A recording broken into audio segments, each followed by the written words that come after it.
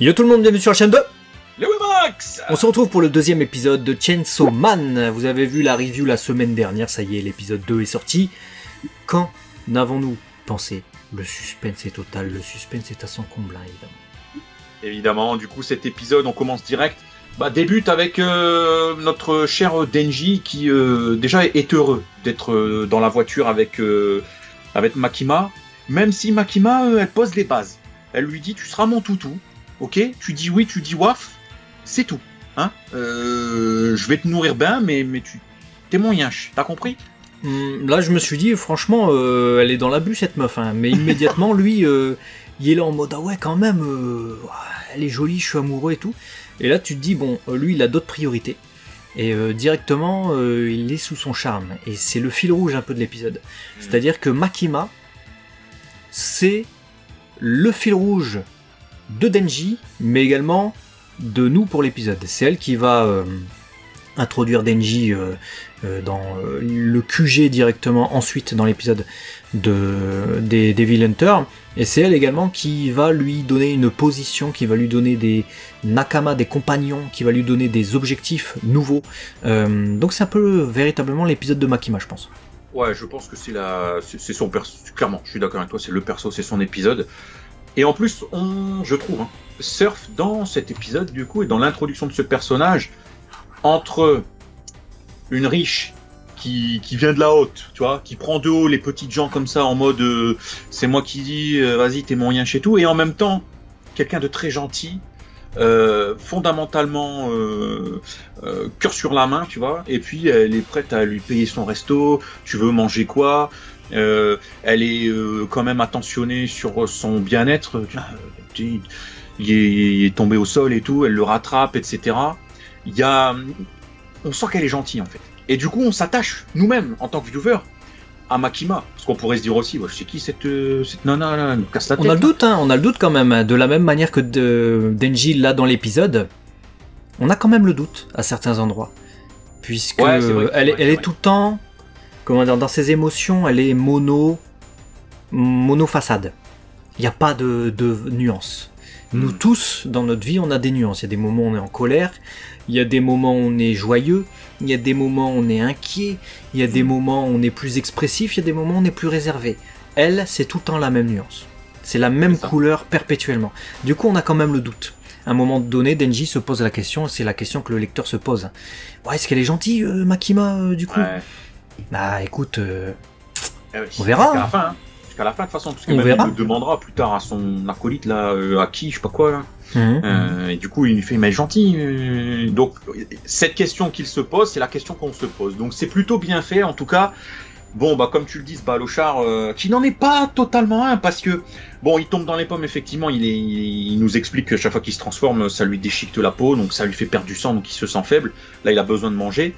Et elle lui fait, tu vas réussir à manger tout seul et tout. Il fait, ouais, non, en fait, non, pas du tout, pas du tout. Je vous l'avais dit qu'il était intelligent. Dans la review de l'épisode précédent, je vous ai dit, il a l'air d'un con, mais il est super intelligent. Et là, il nous le montre, en fait. Puisque non.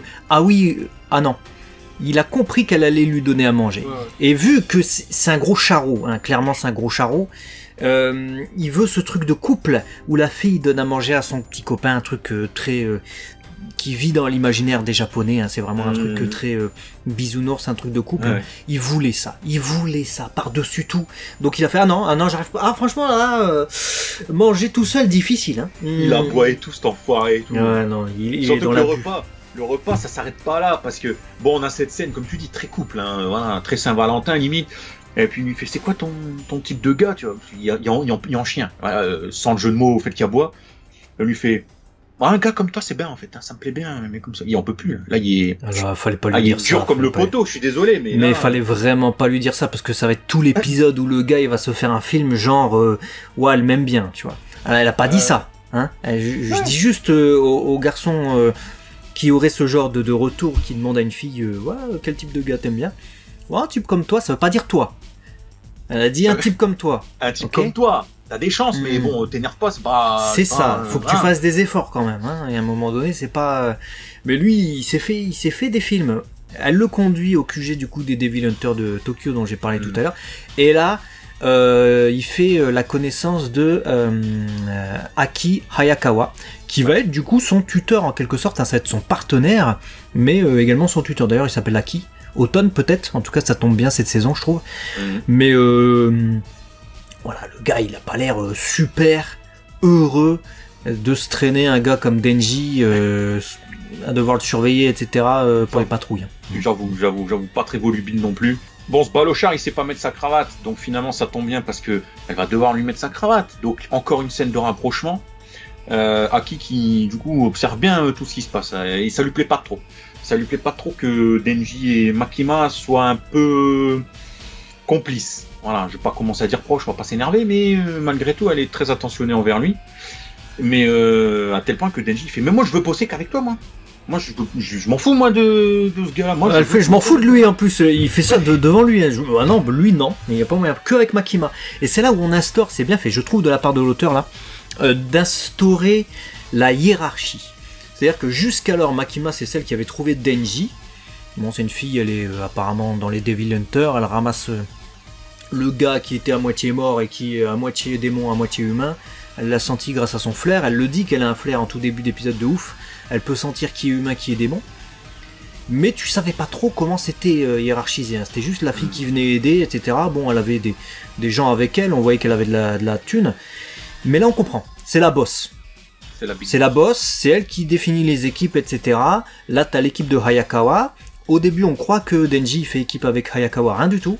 Non, Denji, il est sous Hayakawa. Hayakawa, c'est son tuteur. Là, il crèche avec lui. Mais en gros, Hayakawa, il a une team. Il a déjà une escouade. Donc, c'est-à-dire qu'il y a d'autres gens.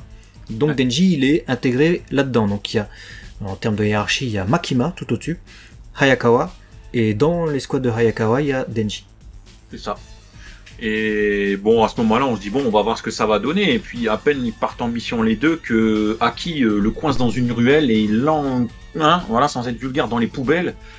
Et il y a un combat qui débute entre les deux, parce que, voilà, Hayakawa, il supporte pas, t'es qui, toi? Rentre chez toi, de toute façon, ça vaut mieux et tout, si t'es pas prêt à faire ce métier-là, vas-y, c'est bon, dégage. Et un peu de jalousie, j'ai senti aussi le gars, je pense, Dans un second temps, on sent la jalousie, ouais. Dans un premier temps, on sent que il est intelligent quand même, Hayakawa, et il sent que Denji n'a aucune conviction ni aucune envie de faire ce boulot de Devil Hunter, avec eux en tout cas, si ce n'est l'envie de se taper Makima. Et il le dit, c'est pas moi qui le dis, il le dit, c'est que ça.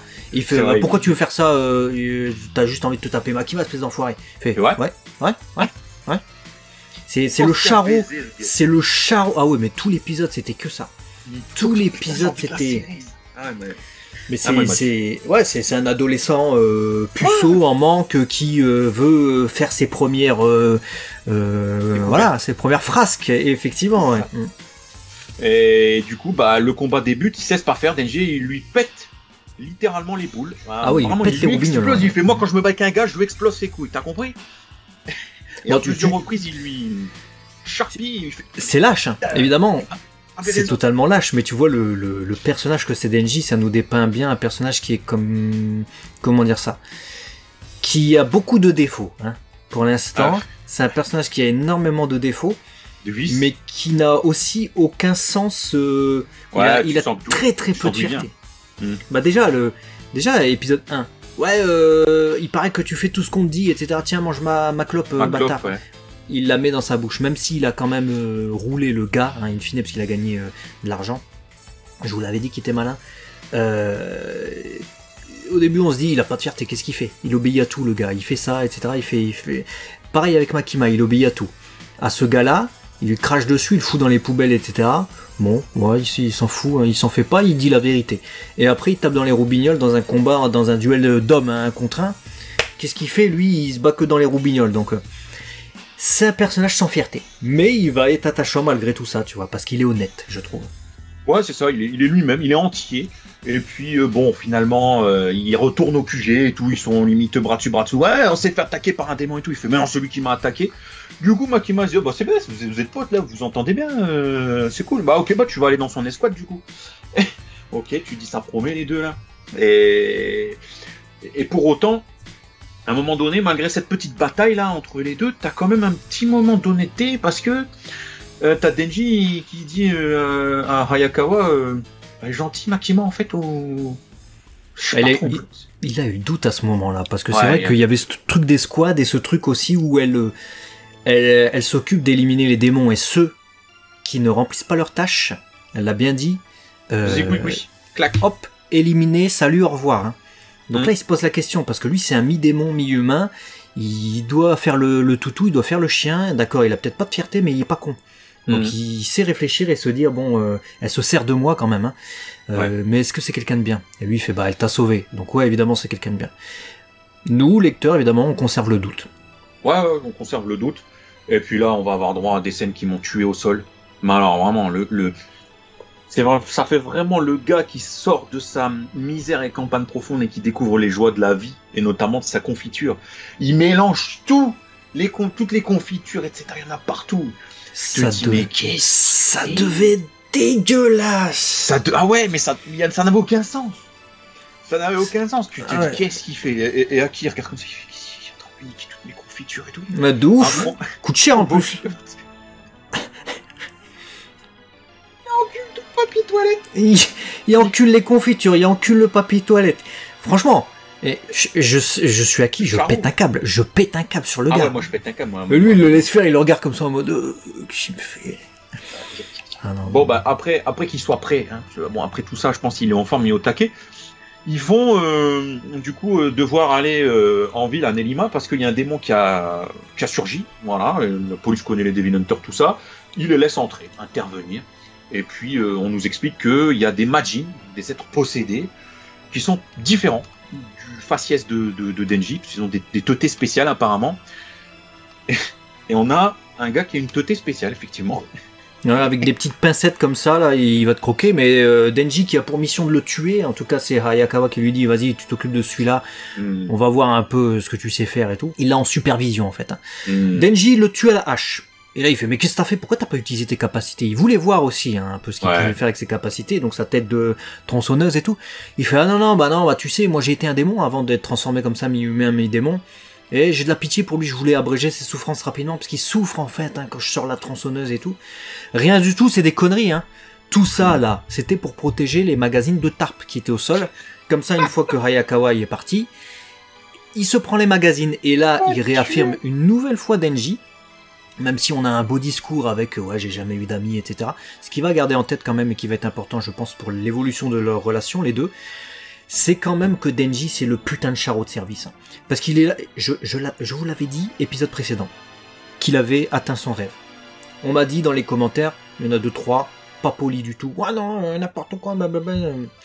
J'ai raison, il le dit lui-même dans l'épisode. Il le dit lui-même, donc sauf si tu sais pas lire un manga, parce qu'apparemment t'as lu le manga, mais là on est sur l'animé. Moi j'ai vu un épisode 2 maintenant, et apparemment je sais mieux décrypter un épisode que toi, c'est compliqué. Quand même, j'ai envie de dire, évidemment je surjoue, mais il réaffirme dans cet épisode, vous l'avez vu, qu'il a atteint son but. Ce qui sert à quoi? À définir un nouvel objectif, puisque l'objectif de Hayakawa, lui, n'est pas atteint. Et en plus de ça, il a perdu toute sa famille. C'est un gars qui est en reconstruction et qui, quelque part, tu sens qu'il se cherche. Denji, lui, se cherche pas du tout. Hein. Il est aux anges, il pète dans la soie, il mange de la confiture, il mélange tout, il a atteint son rêve de même serrer dans ses bras une fille. C'était bien serré dans ses bras, hein. Épisode dernier, c'était pas encore toucher les boobs. Toucher les boobs, c'est maintenant, dans cet épisode 2 que ça nous a apporté. Et là, maintenant, il se découvre de nouveaux objectifs. Et clairement, l'épisode... Je trouve qu'il est très shonen sur ça. On m'a dit, ouais, non, c'est pas shonen du tout, et tout. Tu peux pas plus Otoko no Roman. Tu peux pas plus le rêve d'un homme, tu sais. C'est le truc qui te vient à l'adolescence, c'est toutes les pulsions, les envies, etc. Tu peux pas plus ça qu'avec ce personnage de Denji qui est obsédé par un seul truc, toucher Makima. Au début, c'était la serrer dans ses bras. Après, il veut toucher ses seins. Et maintenant... il aimerait bien plus. Et c'est que ça. Et d'ailleurs, ça explique qu'il ait été publié, je parle de l'auteur, dans le Weekly Shonen Jump au départ. Parce qu'on nous a dit qu'après il a changé de magazine, mais parce qu'il faut, et je l'ai dit lors de la dernière review, qu'un adolescent, je parle pas d'un gars qui a 16, 18, 20, 21 ans, qui s'achète le Weekly Shonen Jump et qui ferait d'autres visions. Mais un adolescent qui regarde et qui voit un gars tronçonner des gens à la tronçonneuse, c'est seinen sur papier. Il faut qu'il y ait toujours ce sentiment d'appartenance, se voir au travers du héros, conquérir les mers, j'aime bien les pirates, je suis Luffy, j'adore les ninjas, etc. Je me vois comme Naruto, je mange comme lui, je suis un Cassos. Moi je suis plutôt Sasuke. Je suis Gon, j'ai pas connu mon papa, j'ai envie de le retrouver, et puis j'ai des pouvoirs, etc. Il y a une aventure. Là, c'est très terre à terre, certes, mais comme tu l'as dit, c'est des pulsions d'adolescents qui se découvrent et qui veut palper de la nana. Et donc il y a ce sentiment d'appartenance différent, mais ça reste du shonen. Sinon, ça serait pas dans le Wiki Shonen Jump. Ils auraient dit, mais c'est pas du shonen, ça. Tu dégages avec ton œuvre. Bon, d'ailleurs, c'est ce qu'ils ont fait. Ils ont fini par le dégager, mais peut-être pour d'autres raisons, parce que c'était un peu plus trash, un peu plus dark. Au fur et à mesure de son manga, ouais. Si l'auteur on lui a dit, ouais, bon, t'es gentil, mais au début c'était un peu shonen, là, maintenant, frère. D'ailleurs, je dirais même qu'avec cet épisode, on découvre un peu une caricature du shonen.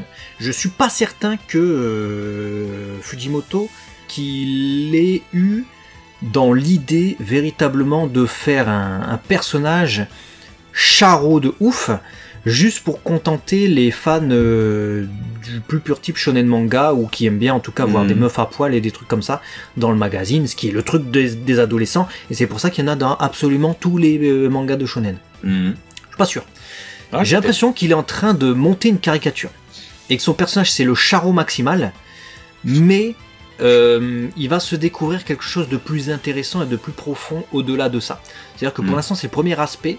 C'est comme il a accompli son rêve, pour le moment, son premier rêve, qui était lui de sortir de sa misère, serrer une fille dans ses bras, etc., manger de la confiture, ça y est, c'est bon, c'est accompli. Maintenant, il va devoir se découvrir un nouvel objectif, et ce nouvel objectif va passer par une transformation du personnage. Donc il va devoir surpasser ce qu'il est actuellement, et ses bas instincts, les trucs les plus primaires, manger, bien dormir, et les filles. C'est ça. Bon, parlons de filles. On a du coup dans la suite de cet épisode et sur la 4e partie, donc sur la fin, on va arriver petit à petit sur la fin de cette review, mais pas encore. On a une nouvelle arrivante, Power, voilà, qu'on avait déjà vu effectivement sur du merchandising. On savait même pas qu'on l'avait déjà vu pour les animés only. Donc voilà, Nana qui a son style, etc. Vous nous direz dans les commentaires si vous êtes plutôt team Power ou team Makima, voilà, avec ses petites cornes, etc. Qui est comme lui en fait, hein. C'est comme lui. Ouais, on va dire qu'elle c'est une Majin, c'est une possédée, mais qui a gardé sa raison. Et donc, Makima, elle se dit, de toute façon, ma 4e unité, c'est expérimental. Voilà. Donc, toi, t'as fusionné avec ton démon qui a pris la place de ton cœur. Voilà. Elle, Power, c'est pareil. Voilà. Et puis Denji fait, comment ça se fait qu'un Majin il travaille, je comprends pas moi. Puis après, il voit ses boobs. Et du coup, il se dit, ok, d'accord, j'accepte. C'est vite résolu, frère. Ah ouais, c'est vite résolu. Hein. Là, pour l'instant, il a qu'une seule obsession, Denji, j'ai envie de dire. Ah ouais, si tu l'as pas compris, faut re-regarder l'épisode. Ah ouais, si t'es capable de me soutenir l'inverse, là, c'est qu'il y a un souci. Hein. Il y a vraiment un souci de décryptage. Hein, parce que... Tu l'as regardé les yeux fermés. Hein. Ouais, il est vraiment que sur ça. Hein. Et d'ailleurs, pendant la patrouille avec Power, il dit bon, c'est bien Power, tout ça, Power machin chouette, Power Ranger et tout, mais quand est-ce que je lui touche ses boobs? Donc, je te jure, c'est ça. Le gars, il a un souci, putain. Laissez-lui avoir une date, hein, parce que putain. J'aimerais pas laver ses sous-vêtements à ce gars-là. Hein. Putain. Ouais, j'avoue. Il est passé du sang au lait en un épisode. C'est voilà. En tout cas, on les voit partir en patrouille les deux parce que ça va être son acolyte, tout ça. Et puis on nous dit allez, ces cornes là, ça tire un peu l'attention, donc. Soyez discrets et tout, donc il patrouille sur les toits, donc t'as Denji tranquillou, et puis elle va partout. Elle a une puce excitée, à gauche, à droite, devant, derrière et tout. Elle va partout, à un moment donné, je lui dis, pose-toi, meuf. Ce qu'elle fait. Calme-toi. Elle finit par se poser, t'as vu, hein, mais en fait, Denji comprend qu'il s'est fait rouler. Hein, parce qu'il se dit, Hayakawa, il m'a mis avec elle en binôme, mais je me fais nique, en fait. Parce que ce qui se passe, c'est que elle, c'est une ancienne démon, c'est une Majin, donc elle a... Ce visage différent, c'est avec ses cornes et tout ça, mais elle les craint de tous les démons lambda. Donc jamais ils croiseront de démons si ça continue comme ça, parce que dès qu'ils la sentent, en fait, dès qu'ils la flairent, ils détalent. Donc il se dit putain, on m'a mis, il veut que je me fasse virer en fait, Hayakawa. Il veut que j'arrive à rien, que je montre pas de quoi je suis capable et que je me fasse tège cette espèce d'escroc là. Et puis à ce moment-là, t'as Power qui se met en route parce qu'apparemment il y a un petit démon qui a été repéré, le Holoturi. Alors j'ai pas compris par contre. Hein. T'as le gars avec son katana là, le Demon Hunter. Il est dans la cabine juste à côté. Il est à 1 mètre du démon. Il est comme ça. Oh non mais puisque je vous dis qu'il y a un démon, faudrait peut-être intervenir. Le gars il y a 10 cm derrière la vitre. J'ai dit mais qu'est-ce qu'il fait Pas du tout. Ouais non bon, mais je vous dis, il ressemble à rien en plus, je sais pas. C'est un truc comment machin. Et pendant ce temps-là, Power, elle saute littéralement du bâtiment et elle lampe Hul plus loin. Voilà, mais voilà, il en reste rien. Charpie partout. Voilà les tripes partout et tout. Puis elle fait ouais ça y est putain je l'ai dégommé moi. Ouais tout. Elle est en transe. Et tu te dis d'accord, ça promet. C'était stylisé, je trouve, hein, cet éclat de couleur, ça m'a fait penser un peu à du Jet Set Radio Future, avec la peinture et tout ça, les trucs sur les bâtiments. Là, c'était un peu ça.